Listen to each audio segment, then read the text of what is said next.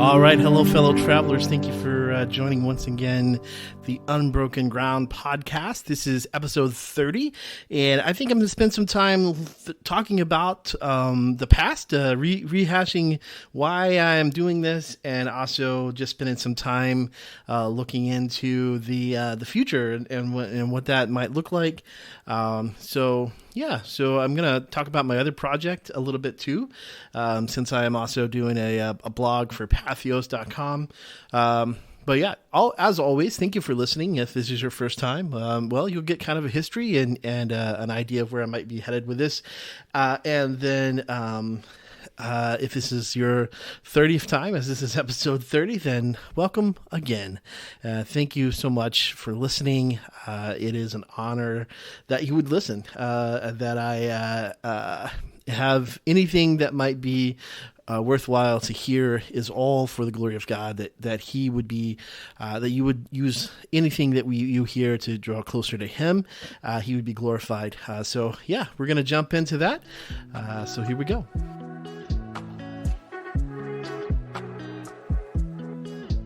So today, this podcast, I'm just going to do a little retrospective, but I'm also going to get into a little bit about, because it flows so well together, talking to about what I've been writing on my blog about lately, and it has a lot to do with why a podcast. That's probably an important question to answer first, and so to take you back to some of the history of what, why, where. That the reason I started the podcast was I had just gone through a very turbulent time in my job. The position I was currently in was closing. They were no longer going to have it, and they gave us several options. Very, very thankful for that. They treated us very well, and so they gave us several options, and one of the options was to take a temporary position for a year, up to a year. And the idea was that while you were working in the temporary position, you'd be looking for other positions in the company. And so I'm kind of a sucker for anything that involves learning new things and being able to do new things. And so the opportunity that opened up was a marketing position. And so while I've never formally done marketing as far as being a marketing coordinator, I have working for churches and camps my entire life, youth groups, ministries, and especially in smaller sizes of those ministries, you kind of have to do everything. So I have been doing marketing almost all my life, and my undergrad is in business, general business. So I took a little bit of marketing, but of course, who knows if I remember any of that. Most of what I remember is actually from project management, because there was this book about this guy who figured out how to manage projects because he took his kids on a hiking trip, Boy Scouts, and they figured out that they would have a better pace if you put the slowest hiker at the beginning. And it would keep everybody together, and you would accomplish more. So I started doing marketing, but they had me come over to the position, and there were some things to do, but then there was also just a lot of downtime, and so it began to be somewhat of a stressful part for me because I just wasn't having a whole lot of output as far as what I was doing with my job, and I like to do things, and so I began thinking about doing something else to supplement what I was also doing, and so the idea just popped in my head. Is something I always thought about. I think it's pretty common that everybody's always like, yeah, I think I want to do a podcast. And I looked into it. It was pretty easy. I had everything I needed. I had a laptop computer. I had access to a free recording software. I had all the. I'm kind of a nerd, so I know the technological issues in and out. I'm able to work with different technology just to make it work. And so I was like, okay, there are no barriers to this. I think I'm gonna do this. And of course, the way that it started, I recorded one. And then I went on Christmas break, and I had taken a week off or 10 days off to go to Texas, where I'm originally from, to see family. And so I recorded it, and I put it out there, and I left and didn't really tell anybody about it. It was just sitting out there. Came back, and I was like, all right, I really need to get serious and to try to get into figuring out what this is all about. And so I came back and did the second episode. That was like the second or third week of January. And the Podbean site that I use were like, hey, it's going to take Apple iPod or Apple Podcast and Google Podcast 2 to 3, maybe 6 weeks before they'll even approve of your podcast. So just be aware of that. So I submitted everything. I put some of the worst artwork that I've ever seen together, because I was like, well, within 6 weeks, I can come up with something else, and we'll get that out there. And lo and behold, in about 4 hours, I got an email back that was like, hey, cool, you're approved. And so there you go. I was on Apple Podcast. I was on Spotify. And suddenly I was out there moving forward. Ugly artwork and all. And so, yeah, so that just became an outlet for creativity. And there were several things that I wanted to start and wanted to do. Just because I was kind of craving this community, or at least this impetus to create, and I was not having an outlet that I was able to use very much, and so I wanted that, and so that's kind of what the podcast became. It became my creative output. I started a Facebook private group to talk about all things Unbroken Ground. I thought it was going to be this great thing, and several people joined, and then I just kind of dropped the ball and didn't do much with it, because the podcast and then also writing for Patheos became the two main things that I was doing. Plus, I was also working at my job, and so we did some stuff, but it became less. That part of it became less what I was going to do and more just, hey, we're going to do a podcast. And every week, every Sunday, I've put out an episode. I've not missed a week. I'm excited about that. I said I would do 52 episodes. This is episode 30. And so even if nobody listens to any more of the episodes, again, I said I was going to do a goal of 52. And that will take me beyond this year, because, again, I started a little bit late and also had one in December of last year. So it's weird, but I will. That's my goal, to do 52 episodes and then be done. Unless there's some overriding reason, it is not, some weird miracle of God moving in some really big ways.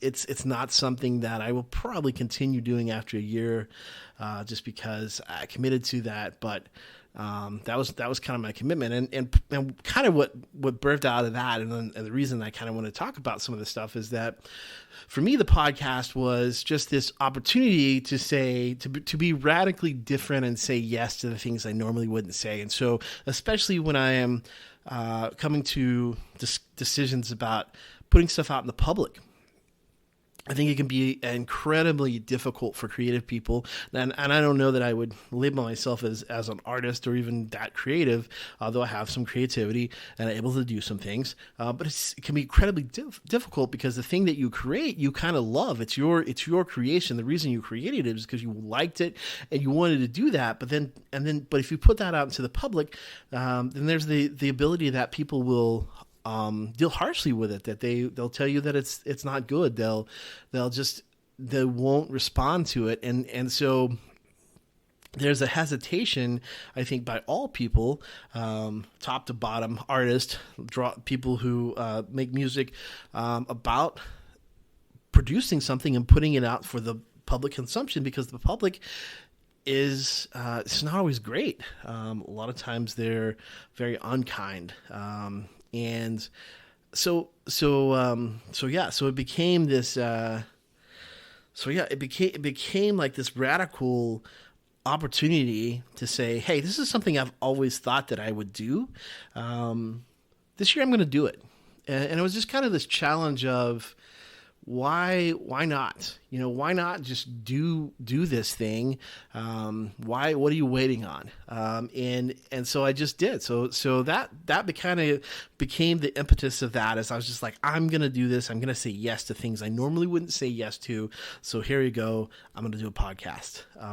And yeah, 30 episodes later, not counting the interviews that I've done, not counting some of the mashups with Jim that go a little bit longer and have a little bit more goofier content. Not counting that, here we are, episode 30. And what it's really become for me is it's become a way to kind of stay in the rhythm of preaching sermons, studying the word, thinking about doing a message every Sunday, knowing that I'm going to do a podcast every Sunday, knowing that I'm going to be prepared for that, and having the discipline to set aside time to do that, to not go to bed until it's done. And so it's kind of, for me, that's really what it's become, is just that rhythm of, hey, I'm going to produce something every week. Sometimes it's going to be better than it was. Sometimes it's not going to be as good. Obviously, I'm still learning and I'm still thinking. And so it just, like I say, it just makes me very excited that people, even a small number of people that have stayed on this journey with me, that they're still there. And maybe it is people who I can't always tell who it is that's listening. Mostly I can just see what state you're from. And so I can't necessarily say that everybody who's even that there's someone who's listened to every episode starting at episode 1. But every episode has been listened to at least once by someone, according to the podcasting statistics. And so someone has listened to them. So yay for that. And I hope that those that do listen and those that have listened will get some encouragement about following God. Because that's always been, what I wanted to do, was just to be able to encourage other believers to follow God, but also to think critically about God and what it means to be a follower of Christ. I think one of my favorite podcasts, and one of the reasons I really wanted to do this, was to talk about loving your enemies.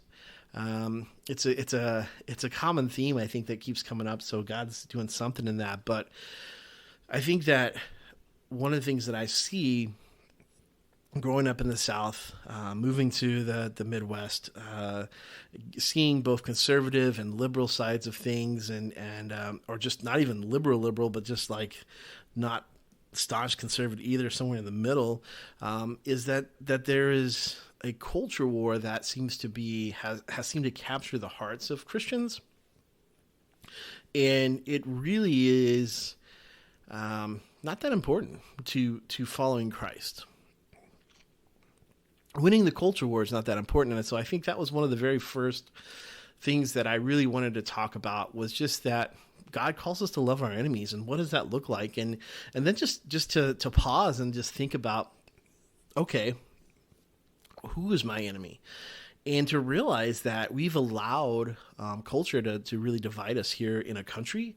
We've allowed even some Christians who don't necessarily speak specifically or only for God, but they have their opinion. They've allowed that to become a wedge that keeps us from reaching people with Jesus, because the culture war becomes their goal, and so that was definitely one of the first things I ever wanted to talk about.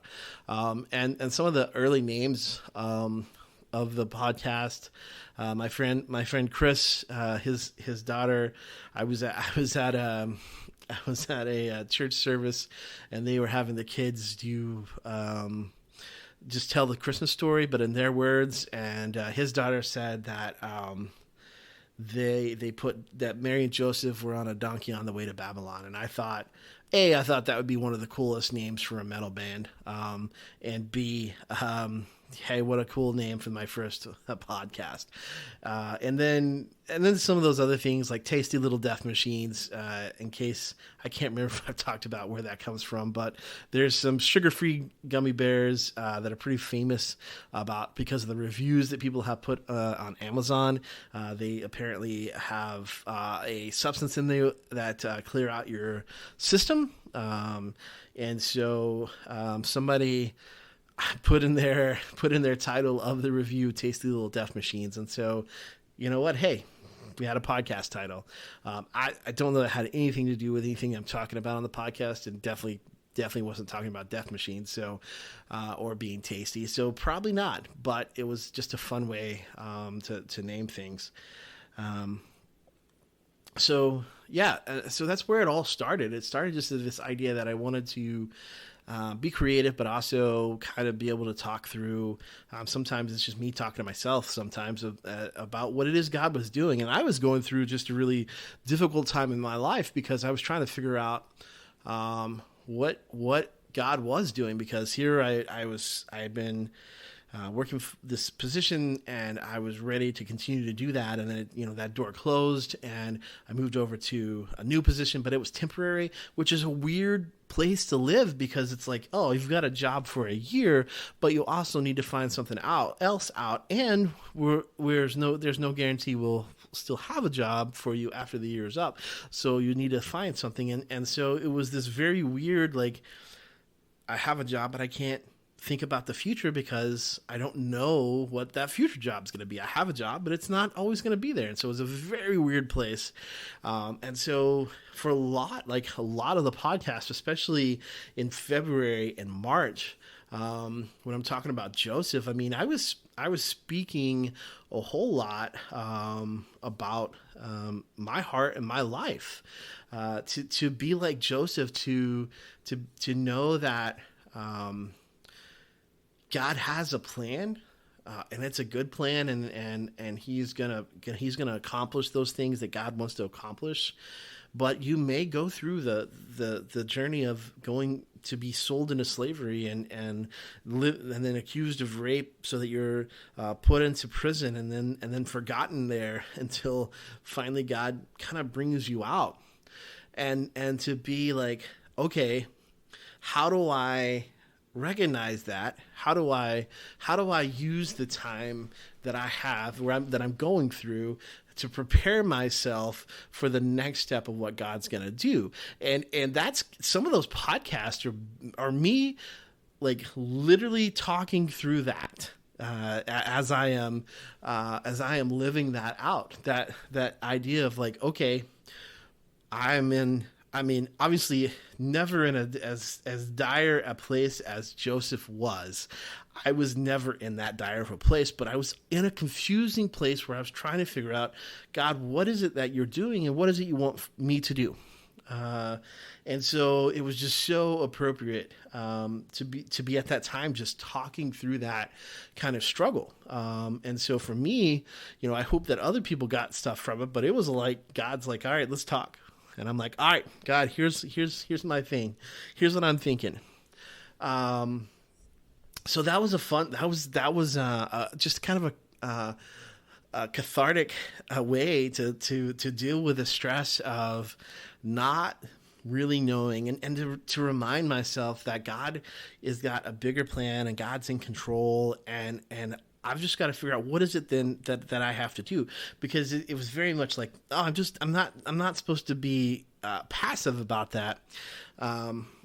So that, I mean, some of those things, most of those things, as I'm going through the podcast, a lot of times I'm just talking through the things that I'm seeing in my life, and that God's talking to me about, and even just relating that back to, and hoping that people out there will hear that. And so that's why it just leads into kind of what I'm doing. I'm writing, my other project is to write blogs for Patheos, the Unbroken Ground over in Patheos. I write in the evangelical section of the website. You can find it, patheos.com. Go to evangelical, the Unbroken Ground. And one of the things that I've been writing about these last couple of weeks, I kind of took a break in June. I wrote an article about Denzel Washington, about how he's always been a Christian, and that was my most lucrative article to write because of it was a special deal. If you wrote a specific article about with a specific topic, then they reimburse you for that. And I get the way that I get reimbursed. So Patheos does actually reimburse me, but I get reimbursed by page views. And just so you guys don't think I'm about to drop some kind of news about how all of this is supporting me, I have yet to get enough page views to actually get any kind of residual checks from Patheos. So hey, go look at them and know that you're helping me out. But no, I do want to kind of say one of the things that I was actually hoping was that the reverse would happen, is that I would start this Patheos blog, and it would be interesting enough that people would want to come and listen to my podcast, because I mean, advertising and marketing a podcast is really a full-time job, and you need to continuously create content for it, not just the podcast itself, but you've got to put out reels and videos and Facebook posts and Instagram posts, and you got to tell people, hey, don't forget this thing is, I've created this thing, and you should go see it, and I want you to like it, and you should.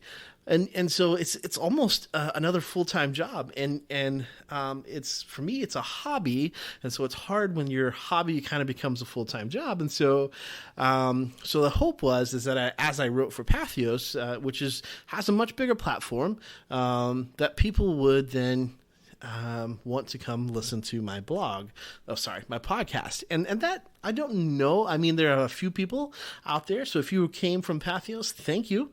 Appreciate you being here. But it still seems that I get way more exposure to people reading my blog than I do to people listening to the podcast. Not that there's anything wrong with that. Again, I appreciate you're listening. I'm just telling you the stats here. And so one of the things that I've been writing about this past couple of weeks, or the only thing I've been writing about, is the idea of what it means to find yourself in the wilderness. And I just wanted to kind of, I don't know that I define it super great in the blogs. I define a whole lot of stuff, but it's such a gold mine of wealth of topics and experiences and things we can talk about, that I just wanted to kind of share it here as well. And I think that I probably should give some credit to a book I read a long time ago, which is called Your God is Too Safe, by Mark Buchanan. He also wrote another book that I love, that I wrote a blog about, called Your Church is Too Safe.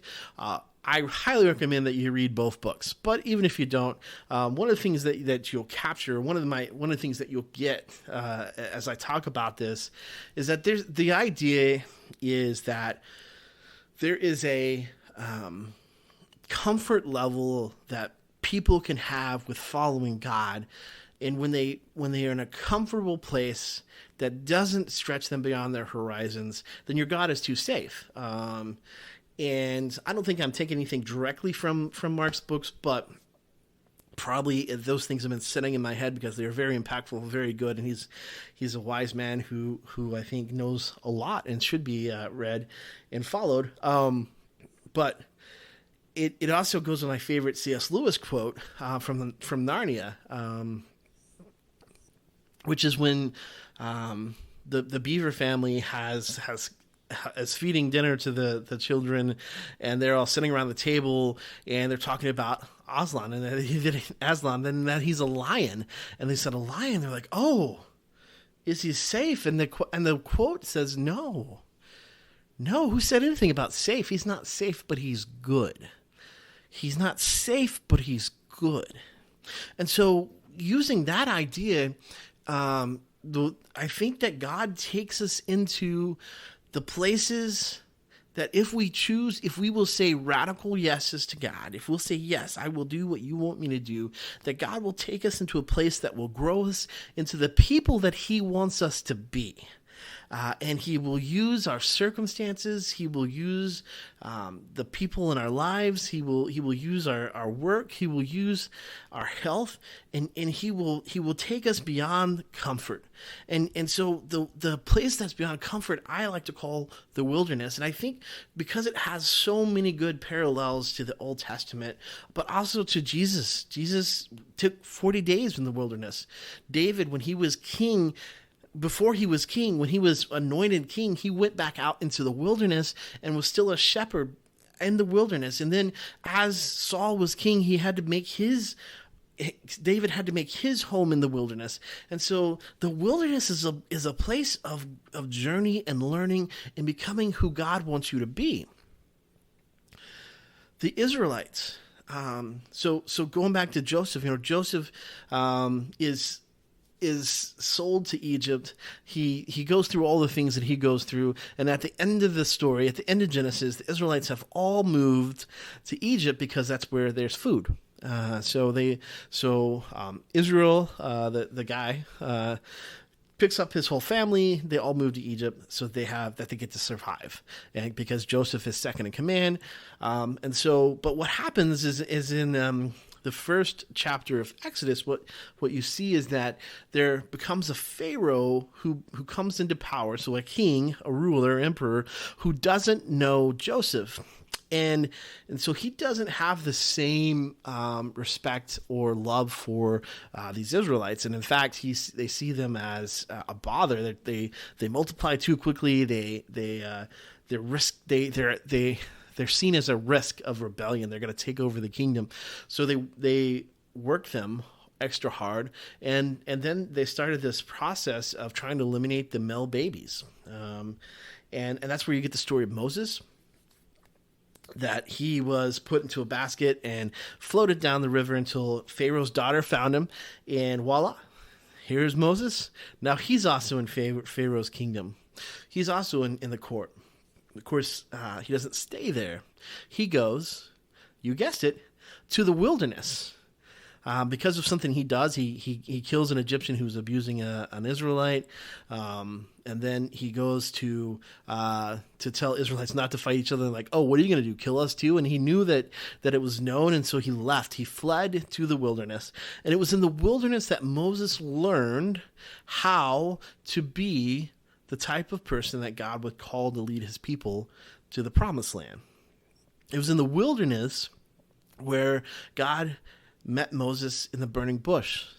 It was in the wilderness that Moses became the man that could see the face of God.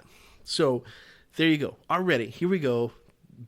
Book number 2, Exodus. We've already got this great story about the wilderness, and it just becomes Moses is already in the wilderness, but then Moses comes back and the Israelites are crying out to God, and so God says, "All right, Moses, go and get my people." And he does. Of course, there's a whole lot of before that, but eventually they do.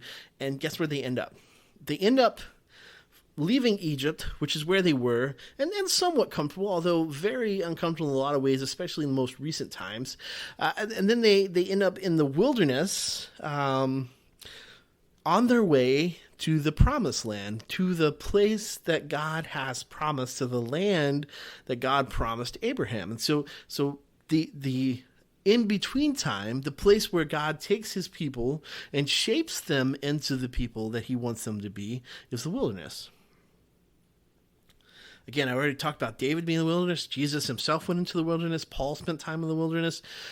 But I think, like, metaphorically, Hebrews does this a lot. But I think we can think of it this way too: is that God, if we say that we radically want to follow God and radically want to say yes to God, then he is going to take us into the wilderness, because that is where we learn how to be the people that God wants us to be, because the wilderness is not safe or comfortable.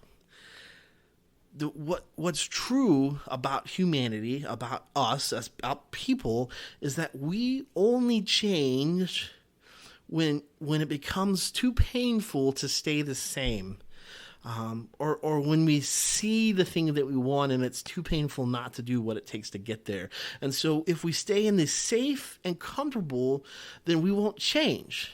Like we have no motivation, and if there's no motivation to change as people, we're just gonna stay the way that we are. That's just what people do. And so God will give us the opportunity to join him in this journey where we can learn how to go deeper into our relationship with him, but it's going to take going through the wilderness. And so as there's a couple ways to think about this, but I think growing up in the church and I think the idea of the wilderness kind of skipped over, because really what a lot of theology that I learned when I was a child was this, and a youth and into my some of my early college years, was that heaven, aka the promised land, was later, and it was just you just had to wait to get there. You just had to wait to get there. If you're gonna go to heaven, it's what happens after you die. And so it's like, and great, you've been saved, you've accepted Jesus Christ, you're going to go to heaven. Bam, you don't have to do anything else. But what I've learned is that's a very short-sighted and very incomplete understanding of what it means to follow Jesus. When Jesus calls his followers, he says, "Come follow me." And there's a series of followers who kind of have this ongoing dialogue with Jesus. Jesus says, "Come follow me." This man says, "Hey, I need to go bury my parents." And he's like, "Let the dead bury the dead." And says to another, Jesus says, "I want to follow you." And he goes, "Hey, look, foxes have holes and birds have nests, but I have nowhere that I lay my head. I'm going to go wander. I'm not going to have a comfortable place. I'm not going to have a set place. I'm not going to have a known place. I don't know where my head's going to lay down the next night. I'm going to walk from place to place." He said, the reason he's saying these things is because if you want to follow Jesus, then you need to be radically ready to say yes. And if you're radically ready to say yes, then he's ready to take you on that journey. But we have to understand that journey is not going to be comfortable or easy. And anyone who says it is just doesn't have it right. Jesus himself says this. He says, in this world you're going to have trouble, but be of good cheer. I've overcome the world. So the place that God refines us, the place that God challenges us and changes us is always going to be the wilderness. And we have to remember that God is not tame or safe in the ways that we want him to be. Like, we can't manipulate God into being the being that we want him to be, because God is far and above beyond all of that. He's not safe. He is not going to change because we are not comfortable, but instead we change because the uncomfortableness is that impetus, that is that drive, it is that direction, is that understanding that changes us from the inside out. And so I've been living and thinking through these different wilderness themes. And so over on Patheos, I'd love for you guys to, if you listen to this blog, if you listen to this podcast, I'd love for you to go read the blogs, because they don't always intertwine. But I just felt like this was a good time to kind of do a look back and also kind of do a look forward. That part of my journey, part of my wilderness journey, is this podcast, and is the blogs I write. And I don't know where it's headed. I don't know. I know that I committed to do 52 episodes. And I know that I do not have enough listenership to even consider that I would ever not have some other kind of income, and that this would only be a hobby. Both this podcast and my blog, both in the same, they are minimal income sources at best. And but they are my output. They're my creative output, and God has really blessed me to be able to do that and to kind of have that as a place, because I think that we all have that drive. We need to create, and we need to have a place to outpour, a place to build, a place to create, and thankfully that this is a good one, and I'm hoping that it's been a good one for people who listen, that they have heard some things. You don't have to agree with everything that I've said. I don't even know if I went back and listened, or if I read back on everything that I've ever said, that I would say it the same way or agree with what I say at this point. But you don't have to agree with everything I say. But I hope that I hope you find a way to follow Jesus closer in the things that I say. That's the desire. That's the hope. So yeah. So there it is. No big challenge this week, except to say radically yes to God and allow him to take you to your wilderness, because that's where he changes you. And that's where he see what he did for David. All right, here's your challenge. That's what he did for David. David was anointed a king, but despite that, he went to the wilderness to take care of the sheep, where he learned about God's protection, so that when David heard Goliath, he knew that he could win the battle, not because of some skill he learned, because of the strength of the Lord, because God was on his side. So David learned that at a very early age. He learned that, killed Goliath. He learned how to wait, to be patient. That's a hard one, right? To learn to just how do I wait on God? How do I be patient in a way that helps me not lose my cool, or lose my head, or suddenly feel like the whole world is crashing around me. He learned how to wait. There were times that Saul was given into David's hand. He could have taken his life. He could have taken the crown. He could have been the king that he always wanted to be. And he said, no, I am not going to do that. It is God who puts the kings in their places. And so when the time came for David to move out of his wilderness and into his role as king, he was ready. But he waited for that. He was waiting on God. And so, what is it that God's calling you?